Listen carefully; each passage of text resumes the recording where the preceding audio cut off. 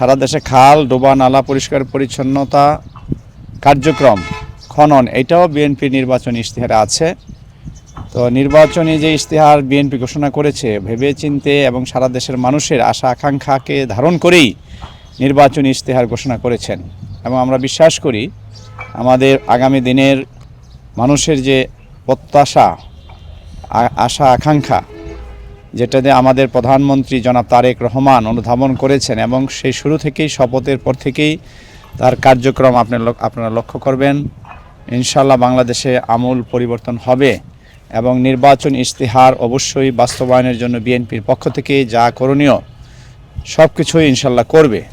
এবং যেই কথাটি বলেছেন শতভাগ বলতে দেশের যে এই দেশে কোটি কোটি মানুষ আছে এবং বিভিন্ন রাজনৈতিক দলকে নিয়ে সংসদে কার্যক্রম শুরু হবে ইনশাআল্লাহ। সকলের ইশতেহার এবং মানুষের চাহিদা ইশতেহার বাহিরে অনেক কিছু আছে, সব মিলেই আমরা বিশ্বাস করি সেটার প্রতিফলন ঘটবে।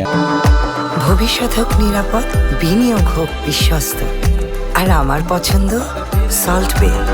ওয়েলকাম টু সল্ট বে।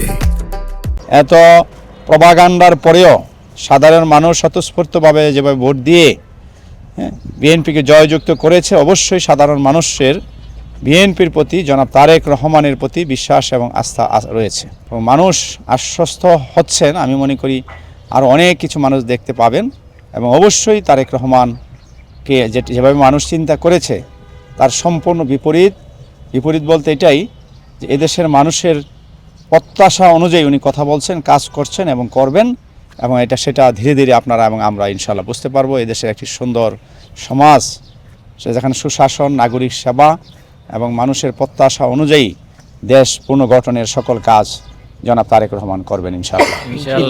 সারা দেশে একটি প্রতিক্রিয়া হয়েছে যে একজন প্রধানমন্ত্রী নির্বাচনের আগে যে ধরনের আশঙ্কা অনেকে করেছেন, যে ধরনের নিরাপত্তা আসার আগে বাংলাদেশে ঢোকার সময় দেখেছেন, এখন সেটা সম্পূর্ণ ব্যতিক্রম। আমরা এটাকে অবশ্যই সাধারণ মানুষ এটা ভালোভাবে হয়তো নিচ্ছেন, কিন্তু আমাদের মধ্যে কিছু আশঙ্কা, কিছু শঙ্কা যেটাকে বলে কাজ করে। কারণ এশিয়া সহ পৃথিবীর অনেক দেশেই দেখা যায় যে বিভিন্ন সময় বিভিন্ন সরকার প্রধানকে নিয়ে ষড়যন্ত্র হয়, সেটা থেকে কিছু আশঙ্কা আমরা যেটা বলে শঙ্কিত। তবে আমরা দোয়া করি আল্লাহ রাব্বুল আলামিনের কাছে এবং অবশ্যই এটা অনেক সর্বোচ্চ পর্যায়ে যেহেতু সিদ্ধান্ত, সেটা নিয়ে এখনই আমি ব্যক্তিগতভাবে কোনো মন্তব্য করতে চাই না। আমরা দোয়া করি আল্লাহ যাতে তাকে পরিপূর্ণ সুস্থ রেখে একটি সুন্দর বাংলাদেশ গঠন করতে পারেন। উনি এখানে যে নির্বাচিত হয়েছেন এস.এম. জাহাঙ্গীর হোসেন, তাকে নিয়ে আমরা এই এলাকার এই সমাজের অবহেলিত পিছিয়ে পড়া মানুষের উন্নয়নে আমরা একটা পরিকল্পনা অলরেডি আমরা করছি।